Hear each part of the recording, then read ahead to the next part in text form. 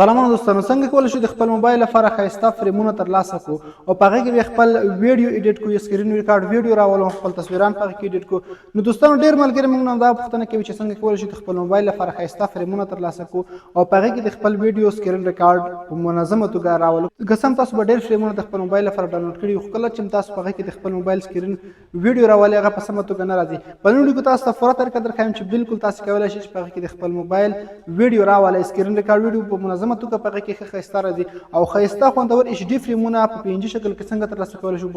دغه ویډیو کې پوره طریقه درته ښایم.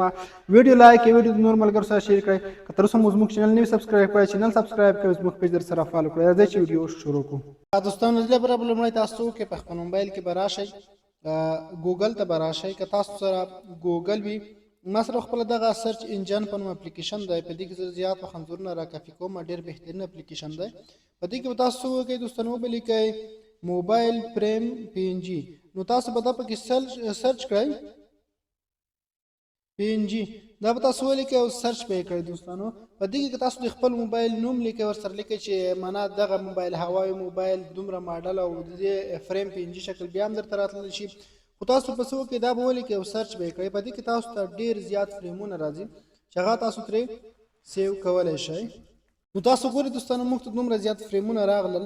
نو دغه اپلیکیشن لینک زه تاسو ته ډسکرپشن کې پرېږدم، فیسبوک کې په دې ویډیو نه پورته یا کمنټ کې لیدلی شئ. بهترین اپلیکیشن دی، که تاسو ګوګل کې هر ډول عکس سرچ کوئ په دې کې په اسانۍ سره پیدا کولی شئ. نو زه دغه اول فریم چې کوم راغی دغه کلیک کوم دوستانو. نو دغه اول فریم ما کلیک کړ دوستانو. تاسو به لږ انتظار وکړئ دغه فریم په مکمل ډول سره لوډینګ شي. ښه دوستانو دغه موږ ته راخلاص شو. دې نه تاسو ته ریلیټیو نور انځورونه هم راځي. په دغه ډاونلوډ آپشن باندې به ورته کلیک کړئ. سمپل به تاسو وکړئ دغه عکس خپل موبایل ته ډاونلوډ کړئ. نو دغه د عکس ما ډاونلوډ کړ. اوس به څه وکړو دوستانو، تر ټولو مهم کار چې اوس موږ کوو هغه دا چې تاسو د خپل موبایل سکرین څخه سکرین شاټ واخلئ. دغه دوستانو ما سکرین شاټ واخیستم. نو دا مهم کار دی چې تاسو د خپل موبایل څخه یو سکرین شاټ واخلئ او رابشئ تاسو پکسل لاب ته تاسو راشئ، یا هم تاسو را پکسل لاب نه وي په پکس آرټ کې هم کولی شئ. هر اپلیکیشن چې تاسو پکې عکس ایډیټ کوئ هغه ته راشئ او هغې کې دوستانو تاسو داسې بیکګراونډ انتخاب کړئ چې هغه پی ان جي شکل کې وي، یعنی بیکګراونډ ونه لري. پی ان جي شکل بیکګراونډ به تاسو جوړ کړئ او که تاسو سایز ورته جوړوئ هغه هم جوړولی شئ، که نه جوړوئ کوم مشکل نشته. زه پکې یو سایز ورته جوړوم. نو دغه شکل کې زه اوس دغه فریم ورته راخلم. ښه فریم ګورم چې دې څخه، نو دغه فریم چې کوم دی دوستانو ما ډاونلوډ کړی دی، خو له بده مرغه دې سره اوس بیا هم بیکګراونډ راغلی دی. دې څخه موږ څنګه بیکګراونډ ریموو کوو؟ بیکګراونډ ریموو کولو لپاره زه خپله فوټوروم اپلیکیشن استعمالوم. تاسې په هر اپلیکیشن کې ریموو کولی شئ. راځم دلته عکس ورته رااخلم، همدغه عکس چې ما همدغه شي به جوړ کړ. نو دغه لږ سکین کوي. نو دا دوستان دې څخه بیکګراونډ ریموو کړ. زه دغه کوم بیکګراونډ چې نه لري دا عکس خپل موبایل ته اوس سیو کوم. نو زه خپله په کمپیوټروم کې ډېر وخت عکس څخه بیکګراونډ ریموو کوم، ځکه چې د کیفیت د بیغي روغ وي، جوړ وي، زیات وي، یعنې کیفیت یې ښه وي. نو دلته زه همدغه اوس د بیکګراونډ چې نه لري دا عکس ورته رااخلم. نو ګورئ دوستانو په دې کې ما دا داسې راواخیسته. نو دوستانو په دې کې زه لومړی دغه دې عکس بیکګراونډ جوړوم. بیکګراونډ 1280 چې په دې کې موږ 16 کې زیات وخت ویډیوګانې جوړوو. نو دا زه دغسې ورته رااخلم. دا جوړ شو دوستانو. دې ته به اوس تاسو څه وکړئ، همغه سکرین شاټ چې تاسو اخیستی دی همغه ورته راواخلئ. که تاسو په هر اپلیکیشن کې ایډیټ کوئ نو دا د موبایل صفحې سکرین شاټ دی. ګورئ زه دا داسې رااخلم. نو کله چې تازه جوړوم دوستانو دغه داسې ورته راواخلئ. اصلي مهم پوینټ همدغه دی دوستانو چې تاسو دغه عکس په داسې شکل کې جوړ کړئ چې ستاسو د موبایل سکرین سره بیخي مناسب راشي. یعنې ما دا ورته راواخیسته. ګورئ دلته اوس که تاسو دغه سکرین عکس دغه فریم چې کوم دی تاسو ورکړی دی هغه د بیکګراونډ سره توپیر درلوده. زه د بیکګراونډ شاته کوم. ګورئ دغه فریم چې ما ډاونلوډ کړی بالکل د عکس سره جوړ دی. خو که چېرته دوستانو دغه برابر نه و تاسو کولی شئ دا فریم یوې خوا ته ګورئ داسې نری کړئ یا ورته زیات کړئ چې تر څو پورې ستاسو د موبایل فریم سره بیخي مناسب جوړ راشي. اوس دغه په دغه شکل سره تاسو یوې بلې خوا ته کولی شئ تر څو چې دغه فریم ورسره منظم شي. چې کله دا جوړ شو دوستانو او تاسو څه وکړئ دغه سکرین شاټ ترې لرې کړئ، صرف بیکګراونډ کې پاتې شو. دا ما په دې خاطر سکرین شاټ ورته واخیسته چې تاسو دغه موبایل سکرین سایز ورسره برابر کړئ. نو چې برابر شو دا را سیو کړئ دوستانو خپل موبایل ته. ګورئ دا سیو شو.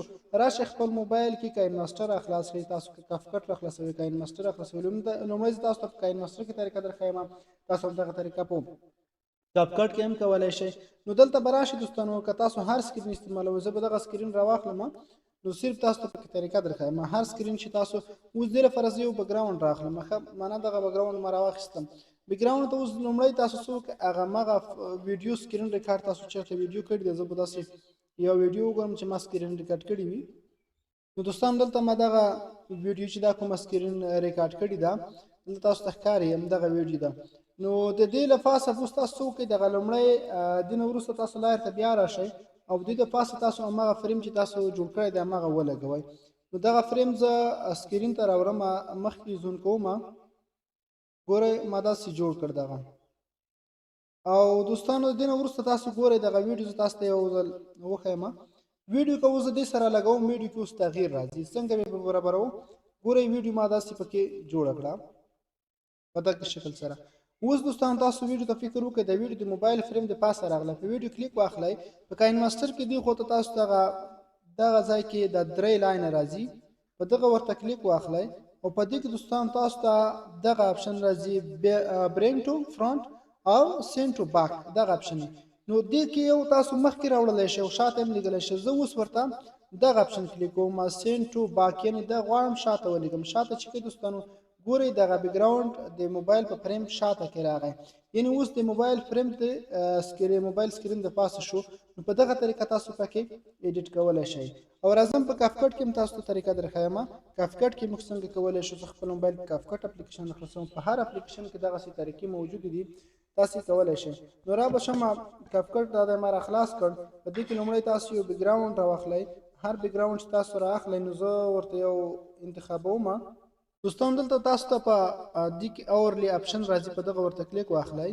کله مو چې اورلی باندې کلیک کړل دغه پي ان جي فریم چې کوم تاسو د سره دی همدغه ورته راواخلئ او د مخې ته داسې په دواړو ګوتو سره مخې ته رازون کړئ او دې وروسته بیا په اورلی باندې کلیک کړئ او تاسو د خپل موبایل کې کومه سکرین ریکارډ ویډیو کړې ده یا سکرین شاټ اخیستی هغه ورته راواخلئ او دا ورسره داسې ترتیب کړئ او دې خوا ته تاسو راشئ. په دغه ځای کې تاسو ته یو لایر په نوم اپشن راځي. په لایر کې دوستان دغه موږ غواړو لومړی لایر کوم لومړی لایر لاندې راځي، دوهم لایر دغه د پاسه راځي، دریم دغه د پاسه. ګورئ دغه به شاته لاړ شي په دغه طریقې سره. که تاسو غواړئ دغه بل لایر ګورئ موبایل فریم د پاسه پرې راغی، نو په دغه طریقه تاسو کولی شئ په دې کې ویډیو ایډیټ کړئ. په هر اپلیکیشن کې تاسو کوئ، کاپ کټ بل اپلیکیشن په دې کې به حتما اپشن موجود وي. ما تاسو ته په دواړو کې درښودلې. که بیا هم چا سره کومه پوښتنه غوښتنه وه، مهرباني موږ ته میسیج کولی شئ. مننه.